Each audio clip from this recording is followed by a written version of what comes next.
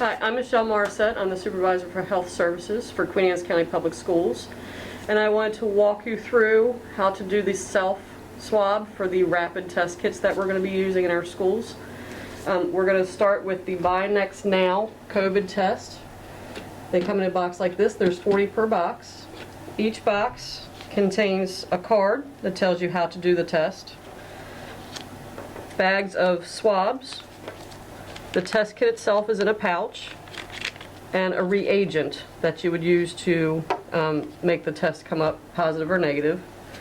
What I suggest when you conduct a test is to have a towel or a piece of paper laid down so you can write the participant's name on it and the time. This test takes 15 minutes to process, so that's a way to keep track of the time that you're doing the test.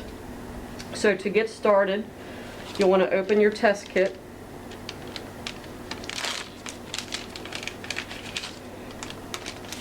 And it's a simple little card.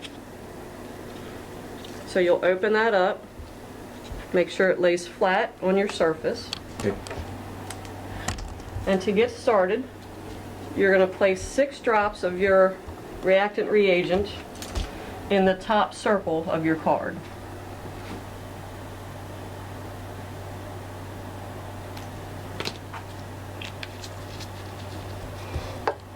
Okay. And then you'll have the child or the staff member take the swab, and make sure you instruct them not to touch the cotton tip, and you'll have them do 3 big circles in each side of their nose, no further than they can put their own finger in there. You'll take the swab back from the participant and you'll put it into the bottom circle and then slide it up and twist it 1, 2, 3 times. You'll remove the adhesive, close the card, and time it for 15 minutes. So for us, it's going to be 9:35.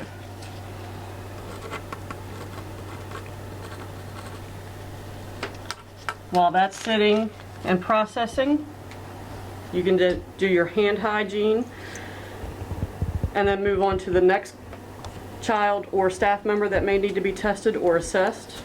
Or you can chat with that person and get close contact information, signs and symptoms, what their complaints are as far as headache or fever or cough or congestion. And then you'll wait for your test to process. Is there any age limit for these tests? No, these are for anybody, 0 on up. Preferably you have them swab themselves.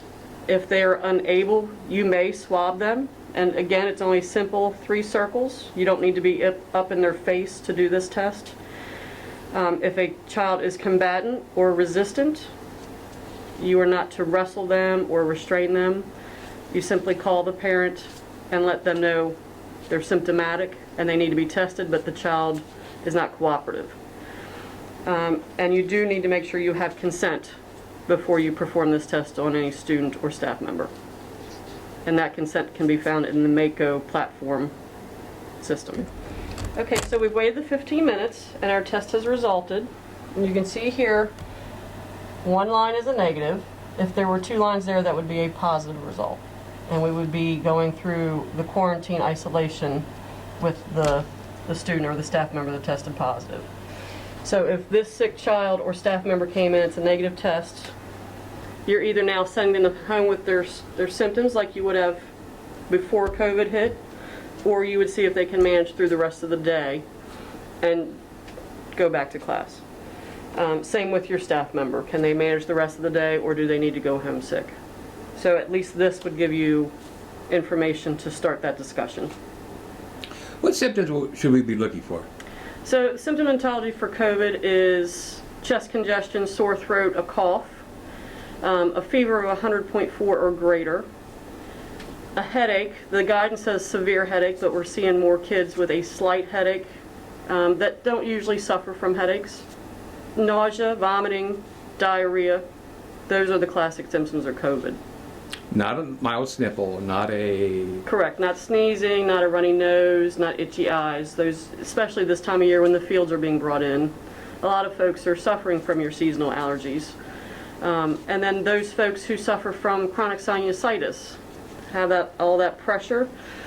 Is this different from their baseline? Do you usually have a headache like this with your sinus symptoms? So you've got to get past their baseline symptoms to diagnose those folks. And I shouldn't say diagnose, we're not diagnosing, we're just assessing for symptoms and performing the test according to the assessment that was taken. So, who do you contact? Who do you talk to?